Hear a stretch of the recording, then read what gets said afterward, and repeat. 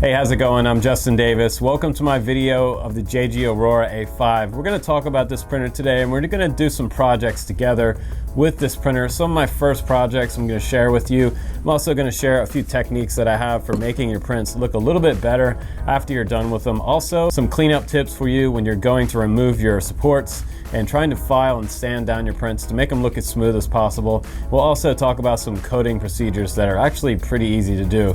But if you're just getting started in 3D printing, this is a really nice printer to jump right into, mainly because of the diamond plate bed that this has on it. It has an awesome coating on top of this bed over glass, and these prints pretty much pop off without having to use any type of scraper tool. And if you're new to 3D printing, a lot of us use a paint scraper to get the prints off the beds, and sometimes they can be extremely difficult to remove from the bed. Whether you use a glue stick on the bed, or some people use hairspray, other people use some type of build tack on the top, but this is completely different. And this is probably some of the most interesting material that I've seen yet, and some of my favorite, because I don't know where I can get this from, but it is on this printer, and I'm super happy about that because it's really easy to use and remove my prints from. So we're gonna go over this printer step by step. We're gonna talk about some of the good features and some of the bad features, some of the pros and cons with you guys. I'm gonna be honest with you about JGAurora's development here with the A5, and give you my opinion on what I think about it, and maybe some suggestions for you guys if you get one of these. So let's jump right into my first project, which is always gonna be the low poly Fox I'm gonna print out. And we're gonna compare that to other popular printers on the 3D printer market. So let's go ahead and get started with the 3D Fox, and then we'll move up to something a little more advanced, and we'll finally end up with the larger Boba Fett character that we have here. And I'll go ahead and finish him up as well, and I'll show you the finished product and the finished result of my Boba Fett. Sit back and enjoy the review. Now let's go ahead and get started with the A5, and first thing I wanted to show you is how easy this is to put together. So new guys, this is a very easy printer. 4 screws on the bottom with washers, and you're pretty much ready to go. So go ahead and grab your first screw there, and you're going to grab the washer, and you're going to need the driver from your accessories kit to go along with that. Now I'm using one out of my shop because these are just easier to use. These are those team associated drivers. Those are great. You can find those on Amazon, but make sure all of your cables are pushed in on the bottom here, because some of mine were kind of sticking out precariously from the sides there. You don't want those pinched. Don't plug it in at this point because we're going to do some more stuff on the printer. So go ahead and plug in your cables. There's only 3 cables to plug in. The CR-10 and the CR-10S were a lot more complicated to plug in, so this is really nice. All of your axes are right there. And you're also going to need to put 3 screws in for your filament holder right there.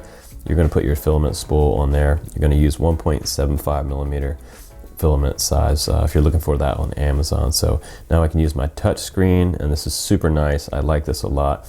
I have 5 spots where this bed is going to be leveled. So your printer head is going to move around the bed. You're going to do one position at a time to level, and you're going to use these little screws and those little springs on the side underneath the bed. I'm going to go to the second spot, and you see that little piece of plastic I have there? That comes in the accessories kit. So you're going to use that to put in between the hot end and the bed. You don't want it to be too tight that it doesn't move. You want it to just barely feel like it's dragging a tiny bit, because that's going to give you a nice close in filament layout to the bed. So you want it to stick to the bed on your first layer. It's very important. Now snip off the end of your filament and go ahead and put it up through the extruder till you feel it hit that wheel right there. And once it does, you can go ahead and do your load. You have in and out with this system. So it's an auto load, which is kind of weird to me because I'm used to doing it by hand, sort of a manual loading using a regular type of extruder head. But this auto loads it. It goes along the Bowden tube and down to the hot end. Now I also push it a couple millimeters at a time after I'm done with this to see that it's flowing through the hot end. And you'll see this progress right here on the front. When it's all done, you can go ahead and go back into the system and make the hot end have some of it coming out. That's pretty important for your first print. So I love it that they have a USB stick with this instead of the micro SD card. Just way better. My micro SD cards are always breaking, but you'll see all of your files load up pretty quickly, almost instantaneously. And now I have my first low poly Fox going, and everything looks great. If you're new to 3D printing, I would highly suggest using a raft inside Simplify 3D or Cura, and your print's going to pop right off the raft once it's all done. And it's very easy to get these off the bed. That's the biggest thing about this for a new guy, you don't have to use any masking tape. You don't have to use any glue or hairspray, anything like that, and have a total mess on your bed. So whatever this diamond plate stuff is, it's really nice and it sticks and holds really well on that heated bed. So a little further along now, and I'm using like a pretty low infill here. If the lower infill you use on some of these prints, if you want to save filament, that's a great way to save filament if you don't need it to be durable or tough. If it's just going to sit on the shelf, I print a lower infill. So here we are with 5 different Foxes from 5 different popular printers, and this is the A5 one first here, and it's looking actually pretty good. There are some banding points in here, and I'm going to be super critical because this is a review, so just going to go ahead and compare it to the little brother to the A5, which is also made by JGAurora, and that's the A3S. This is my low poly Fox from that print. You can see there's some banding on the top, and people have told me recently, and I'm new to 3D printing, so this is what you can expect as a new person with your first prints. You're going to get some banding in your first prints before the printer is dialed in. So the first print might not be totally representational of your printer. So it's going to need to be dialed in basically and leveled out nice and well, and also worked out in your software. So right now it looks like both of these prints are okay, but the A5 looks better.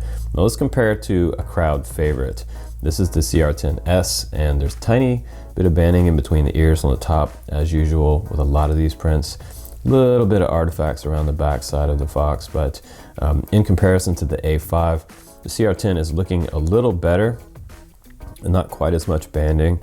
But then again, this is my very first print, and you can see a little bit of banding there on the A5 on the left, and there's some sort of artifacts on the ears on both of these.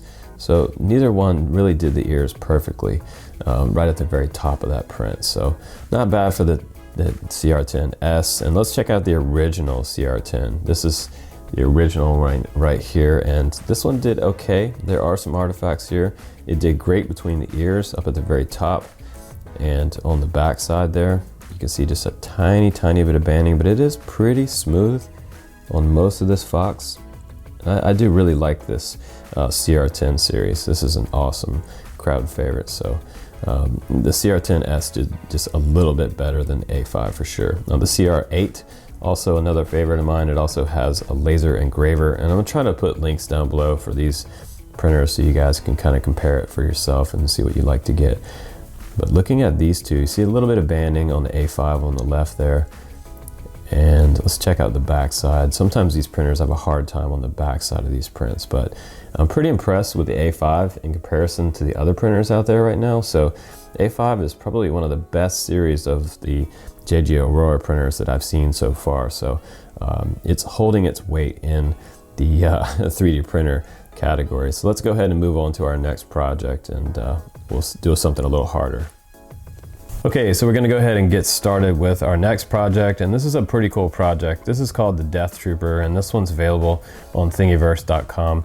It's sort of a stormtrooper from Star Wars that got blasted in the face, and it kind of shows part of his skull in the helmet. So this is a huge favorite in the 3D printing community. And I'm gonna use some gray filament. This is PLA, and I printed a raft on the very bottom, and I used full supports all the way around. And now you can see some of the stringing that happened. I tried to turn back my retraction multiplier by about 10. Someone told me that if I did that, I would have less stringing in my models. So here we are, it's all finished. And when the printer is done with the print, it's gonna stay at the very top of the model. I wish it would kind of return to home, but you can't really do that because it would smash the model. So here it is, it's all done. And I can see some ridges here on the very top of the model. It's not completely perfect. As with every print that I've done lately, it just takes a little more patience in dialing in the software and your hardware here. So my bed is pretty level, so it didn't leave a whole lot of gaps in the print, and everything looks pretty level here. So now I just need to remove the supports and work on getting some of the stringing out of the model. I'm just going to show you here side to side. I've got the raft and the supports off the back. And it's looking pretty good here. It's gonna take some cleanup, and I'll go back in here and I'm gonna use my spray paint, and I'm gonna spray this whole model down to black, and then I'm gonna work my lighter colors over top of the dark, because when I spray the black on it first, it's going to leave shadows down inside the crevices, which is kind of a cool detail on the model. So here's my paint markers, and you can get a set of these Poscas on Amazon for like $40. And these are my files. These are great. These are also about $15 for a set of these, and they have different surfaces on them. Some are flat and some are rounded. It really lets you get in there and get rid of some of this stringing and some of the supports that might be in there. You can use those to help pop those off. The supports will just pop right off the model. And this is it after it's been sprayed once with black, and I came back over it with some metallic silver. And then I used my paint markers to add some kind of fun detail on the side and interior parts of the model. And once I did my paint marker, I scraped it with a little bit of sandpaper to give it a rough look. And then I came back again and I hit it with the silver metallic spray paint to sort of give it a shine, like it has in sort of a glossy exterior. And you can clear coat this if you wanted to. But you can see here my model is not perfect. You can see some ridges and some sort of banding in there. And that's because of printing this at 0.3 millimeters. And if you print it at 0.1, you'll get a lot better result. It'll look a lot smoother. Now next up, we're using wood PLA, and I love this stuff. This is some of my favorite. I print all kinds of stuff, and this is great because you can sand it with sandpaper and your files, and then you can go back with some Minwax and stain your models, and it'll look almost exactly like wood.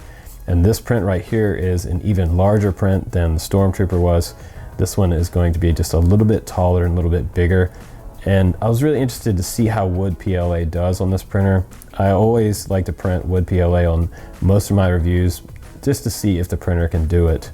So I'm using full supports under the bottom, and I'm using some supports as well. And there's a little bit of stringing on the left. You can see right here the progress is about 79% done. But I'm gonna go in here and I'm gonna speed this process up. I turned it up to 150%. This is awesome because while you're printing on the fly, you can change the print speed.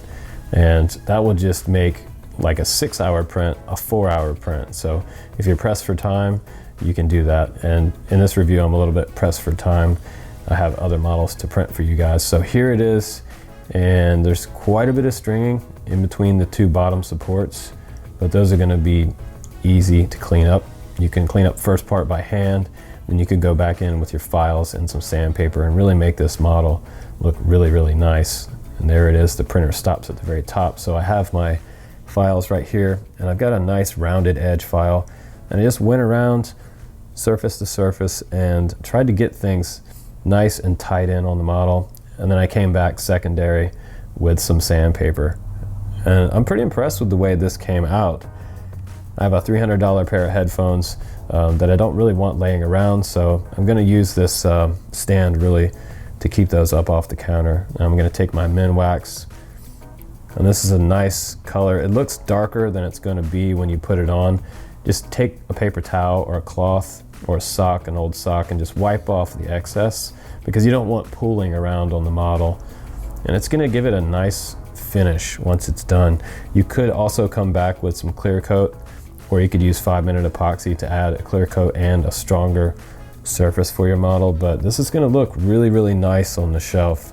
I'm pretty happy with the way this came out. I think this is gonna be a nice addition to my shop. So this is gonna go up on my shelf, my trophy shelf of 3D printed objects. So I'm pretty happy with the wood PLA coming off this printer. I think the A5 is doing a great job. You don't really see a whole lot of ridges or banding or anything on this model. From top to bottom, it's a nice print. So let's move on to the next project. So now we're moving on to the next part of this process of this review. We're going to talk about some of the things that I like about this printer. I really like the fact that it does have a mid-size to large-size print bed on here. We're talking about 305 millimeters by 305 by 320 tall. So you can get quite tall with this printer. You can do some pretty tall prints. Very nice. And also on both sides of this printer, it has dual stepper motors on each side for dual Z-axis control, and that's very nice for making your layers. As your printer moves up through your model, you get a really nice precise layer coming out of the nozzle. Now, speaking of the nozzle as well, that also has an alloy nozzle, which is a little bit better than brass because brass tends to warp over time and you have to replace the brass nozzles quite a bit. So keep that in mind. And also it does have linear bearings inside this printer, which is neat. And this is my Boba Fett figure that I printed out, and he came out extra awesome. He actually looks really, really good. You can see quite a bit of detail on this model, and the guy who modeled this is actually a pretty amazing 3D designer. Very, very cool. Front to back, and this is more of an advanced print. You can see here there are some gaps down here and there's some stringing, but that could be better suited in my thickness, mainly for some of my settings inside Simplify 3D. But you can get some amazing stuff off this printer, and there's going to be quite a bit of cleanup, by the way. If you do this with supports, which I suggest you do, the best way to print him would actually be to do him in parts and segments, but I printed the whole thing as a solid object, and that is going to require a lot more cleanup. So keep that in mind if you do print some figures. Just going to be easier if you print them in parts and then you use a little bit of CA glue and activator to glue them together. So that'll avoid a lot of really heavy cleanup. But this guy's still got some cleanup he needs to do. And once I do get him nice and sanded down, I'm going to go ahead and put a coat of metallic primer over him. I'll probably do some black first, and then I'll go back and add some gray, and then go lighter from there. So I'll start with my dark color, and then I'm going to work my lighter colors on top of the dark, so that a lot of the nooks and crannies around his outfit here has some shadows in it to start out with, and then I'll do my highlights on the exterior of his frame. And also, if you guys want to make things a little smoother, you see a lot of gaps in some of your prints, and you want to fill in some holes. You could actually use a little bit of plastic wood, especially on my headphone stand over there. If I wanted to really get it nice and smooth as glass, I could just take a little bit of this putty, run it over top of those gaps, and then sand it back down later and have a really nice finish on that, and then do my stain, and then do my clear coat over top of it. And by the way, guys, if you're going to clear coat things, get some 5-minute epoxy. It's really cheap, and it'll make this guy shine like a surfboard. So here's my Boba Fett all painted up, and he's looking pretty good. I painted the base sort of a metallic gray and hit some black on top of that, and then some red for that Boba Fett icon. And I just did layer by layer on him to sort of get a more realistic look. And there is my Stormtrooper skull as well, sitting next to Boba Fett. It says both are looking pretty good. I'm pretty happy with the way both of those came out, and I never really knew that I liked painting models until I sat down and did the first couple ones. So just put on a Netflix movie and go to town on your models. Pretty fun. So let's just give some final thoughts and opinions on the JGAurora A5. Well, it's a mid-range printer. It is around $500, so keep that in mind. What can you get for $500? Can you get a better printer for $500? Most likely you can. At the same time, it is a really nice print bed on here. You don't have to buy build tack or any of that stuff. You can pop your prints off by hand. You don't really have to use a paint scraper like a lot of the other printers out there. So they have a good thing going with this diamond plate, whatever this material is. I don't know what it is, but I would like to know what that is because it works really, really well. A very nice printer bed that comes along with this A5. Now, print quality is somewhere in the middle, I would say, in the mid-range of what I've seen on printers. It's not the highest end print, but then again, I'm fairly new to 3D printing, and I bet one of my friends who's really an expert at this could probably dial this printer right in, no problem. But this is what you can expect from a beginner, like someone like me that's just getting into 3D printing. So you're going to use a little bit of tuning inside Simplify 3D, and it should be an excellent printer and get great results out of this. So I'm gonna rate this. I'm gonna go ahead and give this one a star rating. I always give my printers and my reviews a star rating here in the shop, and I do it 1 through 5, and I'm gonna say 4.5 out of 5. And I usually don't ever give a 5-star rating. And one of the issues with this one is that one of the problems that I had with, we got to talk about pros and cons, was the stepper motor where the extruder is. This is the wheel that turns right here that runs the filament up the Bowden tube to the hot end right here. This was having some problems getting the filament in at times. So I had to actually redo it a couple times. And I found that kind of annoying. It should maybe just work the first time every time.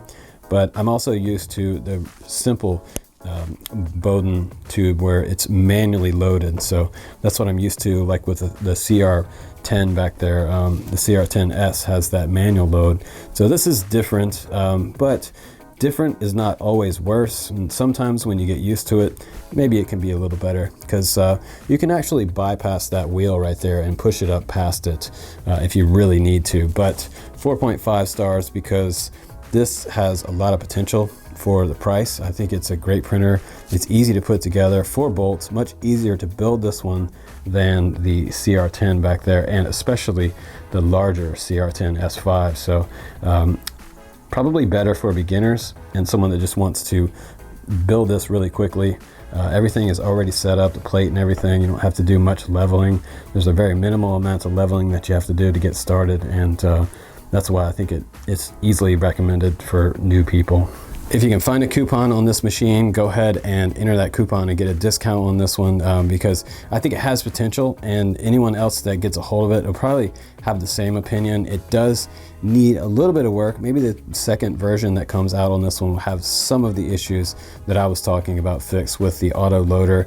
I'm not a big fan of auto loaders, I'll admit that, but once I got used to it, it was pretty much foolproof. And I was in contact with JGAurora, the company in China that made this printer, in email, and they were extremely nice about helping me out with any issues that I had. So I have to say that they're a really nice company to correspond with. They will email you back, unlike some of the other Chinese companies. They just won't simply give you any customer support. And I think JGAurora is kind of, they're trying to please their customers, and I think they're trying to set a name for themselves out there with their 3D printers. They don't want a bad reputation for their printer, obviously. So I think they're doing a pretty good job as far as customer service goes, and as Americans, a lot of us want good customer service, and I think they're trying. So that's something to be said for JGAurora. So thumbs up to those guys for helping me out when I needed some help. But thanks for hanging out with me in my shop again, guys, and checking out this JGAurora A5. I am extremely happy with it, and I think I'm going to keep this one. It's probably going to end up on my bench back there where the CR-10 is, and I'm going to have to move that somewhere else. So my shop is filling up with 3D printers. Please do subscribe on the channel, because I'm going to have tons more reviews coming up. We have an awesome CR-10 S5 review coming up for this big boy, so stay tuned for that one, and a lot of other cool stuff and drones on the channel. Always something new here at the Drone Camps Workshop. Take care, guys, and I will see you on the next one. Bye-bye.